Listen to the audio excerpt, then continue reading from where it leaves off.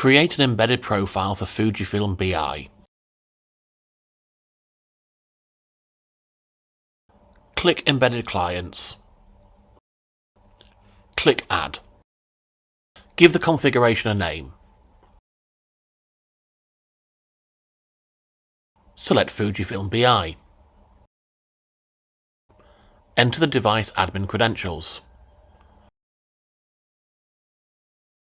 Choose how users are going to authenticate at the device. Use a defined API key or create a new one. Choose any of the options required. The scan application refers to scan workflows. Click Save. You can use this profile within a printer ready for deployment.